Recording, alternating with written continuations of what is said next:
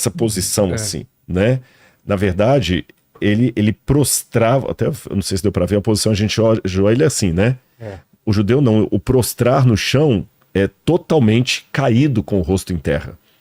Parecido com o que os árabes fazem. Os árabes oram assim, quando tanto padres como freiras vão fazer os votos de celibatário, geralmente diante dos bispos, não sei se vocês já ouviram já, eles deitam no chão com o rosto no chão, então é prostrado com o rosto no chão. Então ele estava realmente numa situação, e ele finalmente é preso, passa a noite toda sendo castigado na casa de Caifás. Nesse momento até acontece uma coisa, ele está ali trocando de um lugar para o outro quando Pedro o nega 3 vezes e o galo canta.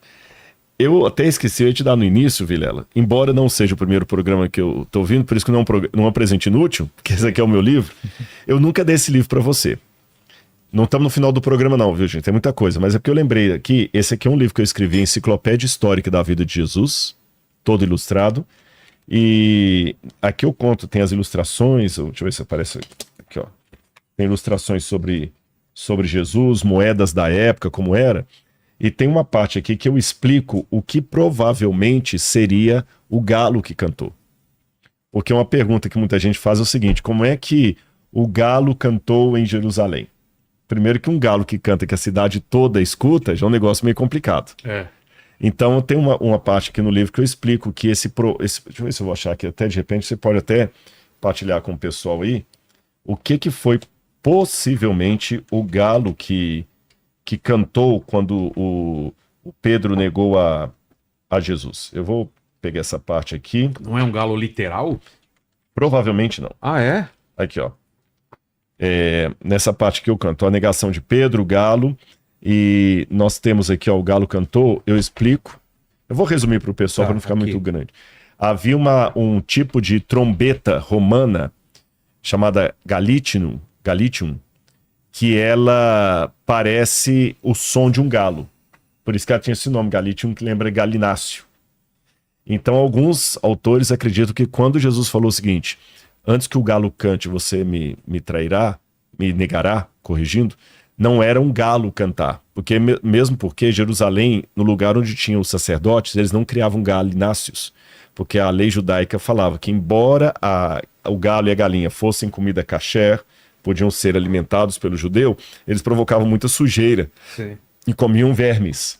Então, ter isso perto de uma casa de sacerdotes que tinham que ter uma purificação tremenda não era de bom tom. Então, a recomendação é que não houvesse galos ali, na casa do sacerdote. E como foi na casa do sacerdote que isso aconteceu, não faz sentido ter um galo ali. Muito menos um galo que cante e toda a cidade escute, inclusive Pedro. Mas os romanos, eles tinham as vigílias da noite, havia 4 vigílias na noite, 4 vigílias, e ao final de cada vigília da noite, a trombeta tocava, como se fosse assim, tá tudo bem. Sabe quando tem esses bairros que faz assim, alguém passando e dá um subir? O guardinha, é a mesma coisa. Então parece que quando Pedro nega a Jesus, a trombeta toca, talvez a última, já mostrando o amanhecer do dia. Onde fala que ele saiu e chorou amargamente. Jesus é retirado dali da casa do sumo sacerdote e é levado para Pôncio Pilatos, onde eles imploram a Pôncio Pilatos que o condene à cruz. O que Pilatos depois acaba atendendo, quando ele faz Jesus ser crucificado. E aí a parte da crucifixão de Jesus é algo assim também dantesco. Aqui o Evangelho de Lucas, capítulo 23, mostra o momento em que Jesus seria crucificado. Verso 26 em diante. E enquanto o conduziam, eles agarraram um sirineu chamado Simão, que tinha vindo do campo, e puseram-lhe a cruz sobre os ombros, para que a levasse após Jesus. Uma multidão do povo seguia, e também mulheres que batiam no peito e o lamentavam. Porém, Jesus, voltando-se para elas, disse: Filhas de Jerusalém, não chorem por mim, chorem antes por vocês mesmas e seus filhos, porque virão dias em que se dirá: bem-aventuradas as estéreis, que não geraram nem amamentaram. Nesses dias dirão aos montes: caiam sobre nós, e as colinas caiam sobre nós. Porque se isso é feito a uma madeira verde, o que será feito à madeira seca?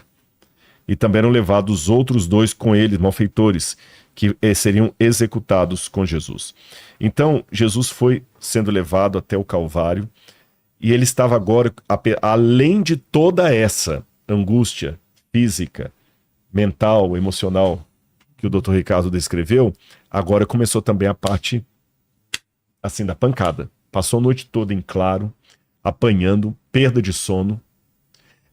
Teve um momento em que Pilatos manda que os soldados ali torturem Jesus, e entre as coisas que eles torturavam Jesus, eu vou mostrar algo aqui, Vilela, que veio do Oriente Médio, e nós temos lá no museu uma planta dessa. Olha isso aqui. O que é isso daqui? Eu vou... uma coisa aqui. Ó, corta pra cá, acho que dá pra... Ai, cara! Mano! Pegou? Pegou legal aqui. Mano, ó.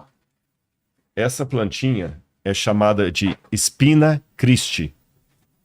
O nome já diz tudo. Spina Christi, espinho de Jesus. Vocês estão vendo que os espinhos são grandes? Eu não sei como é que consegue ser o zoom da câmera aí, mas ele tem um espinho e em cada espinho ele tem mais 2 outros espinhos aqui, olha. Ele até parece uma cruz. Tá vendo? Ele tem um espinho e outros 2 espinhos aqui. Em Jerusalém há uns 3 ou 4 tipos diferentes de espinheiros. E esse é o único espinheiro de Jerusalém que é maleável para produzir uma coroa de espinho, para tecer uma coroa de espinhos. Que os outros não os outros quebram. Os outros quebram. Não dá pra fazer. Se você pode até fazer. Pode? Pode. Se você... Ô, Lene, vem aqui. Presta a cabeça um pouquinho. Olha lá. Faz Vai roscar no meu cabelo aí. Dá pra fazer. Agora imagina isso sendo colocado com força. Nossa. Tipo um capacete. E não foi talvez só assim. Eles podem ter feito... Mais de uma volta, talvez? Mais de uma volta e aqui por cima também. Tipo um capacete mesmo. Sei. Então, quando você coloca isso na cabeça de alguém, deve ser uma coisa, assim, terrível. Terrível, sabe? E ele tendo aquela coroa de espinhos na cabeça dele, sofrendo tremendamente com tudo aquilo. Eu vou pegar até essa parte aqui do Evangelho que mostra o momento em que Jesus foi torturado pelos... Sim, mas então ficou claro para você que está em casa, esse aqui é uma árvore de Jerusalém, é um galho que a gente trouxe, porque lá no museu do MAB, no final do nosso podcast aqui hoje, eu vou falar sobre o MAB para você, nós temos uma árvore dessa que a gente trouxe do Oriente Médio, plantou e ela já está grande. Nós plantamos 3. Aí o vento foi e derrubou uma...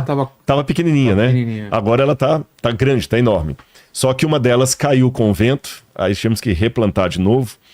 Mas, assim você vê, a coisa fica muito forte. E essa foto, Lene, é do Getsemane hoje, como tá, hoje em dia, né? Do Getsemane, do jardim, né, e da gruta. Sim, tem a foto. Eu tive lá. O que seria Nós estávamos juntos lá, inclusive, o que seria né? diferente, Rodrigo, dessa época Olha, daquela? Estão vendo a árvore que está mais no meio ali, mais grossona? São oliveiras, né? Tá. Alguns dizem que essas oliveiras podem ter 2.000 anos. Mas já vi botânicos dizendo que o máximo que elas teriam seriam 800 anos. Então não são as mesmas. Não são as mesmas da época de Jesus, mas podem ser filhas daquelas que estavam lá na época de Jesus. E foi em algum canto aí, perto dessas oliveiras e perto da prensa da azeitona também, porque é interessante que Getsemane, na verdade, não significa Jardim das Oliveiras. Jardim das Oliveiras é outra coisa. Getsemane, em hebraico, o azeite é Shemen. Shemen Zait. Shemen Zait, azeite de oliva, em hebraico. Ani Rodse Shemen Zait. Eu quero azeite de oliva. Shemanim é o plural. Gat é prensa. Gat é prensa. Então, quando você fala Gat Shemen, prensa de azeite. Prensa de azeite. Então, deveriam ter várias prensas de azeite ali. Tá. Deveria ser uma fábrica de azeite da região. E como eu dei a comparação com a Aparecida do Norte, com os romeiros, como Jerusalém também recebia os peregrinos para a festa religiosa, o dono daquele lugar deixava alguns dormirem ali. Por isso que eu falei que, quando você perguntou, Jesus ficou hospedado dentro da cidade, ele pode ter ficado hospedado aí. Ou ele pode ter ido aí só para orar, como era o costume dele. deixou os discípulos num canto e as pessoas dormiam ao relento mesmo, porque era quente, não tinha muito problema e tudo mais. Rodrigo, acho que um aspecto interessante para passar para quem nos acompanha, quando você vai em Israel e você visita exatamente esse sítio, às vezes a impressão é que as distâncias eram grandes. Não, Como que ele foi da noite para lá É. e voltou? E ali você vê que é tudo muito próximo, né? Tudo isso pode ser feito em poucos minutos, Sim. andando, ir para a cidade, voltar, tá ali no local de Getsemane, Monte das Oliveiras. É como se fosse um grande... a tudo, distância- tudo centralizado ali num grande local fora da cidade. Seria daqui à portaria do condomínio. Sim. Lembrando que tem um motivo também religioso. Para você participar da Páscoa, você tem que estar purificado. Então você não pode andar uma distância muito grande da cidade de Jerusalém para que você não se contamine. Então tinha que ser ali por perto mesmo. Agora, a questão da coroa de espinhos está aqui em Mateus capítulo 27, versículo 27. Logo a seguir, os soldados do governador, levando Jesus para o pretório, reuniram em torno dele toda a tropa. Tiraram a roupa de Jesus e o vestiram com um manto escarlate. E tecendo uma coroa de espinhos. Então, o único espinheiro que dá para tecer é esse que você acabou de mostrar aí. É. Tá certo? Se você for lá no mapa, você vê a árvore. Tecendo uma coroa de espinhos, puseram na cabeça dele. E colocaram um caniço em sua mão direita, e ajoelhando-se diante dele, zombavam, dizendo: Salve, rei dos judeus. Caniço? O caniço é uma vareta. Como se fosse uma vareta de pescar. Normal? Sim. Normal, um pedaço de bambu. Não era um bambu, mas como se fosse um junco. Tá. Um bambu fininho. Só que no lugar do cetro. Pra zombar. Para zombar. A coroa de espinhos no local de uma coroa de ouro, né? Então já teve aquilo ali, agressão física. Agora eu fico pensando, onde é que estavam Tiago, Pedro, Bartolomeu, André, Felipe? Onde é que estava Lázaro, que Jesus ressuscitou? Onde é que estava a multidão que uma semana antes entrou com ele em Jerusalém? Todo mundo caiu fora. Todo mundo caiu fora. Ele estava praticamente sozinho.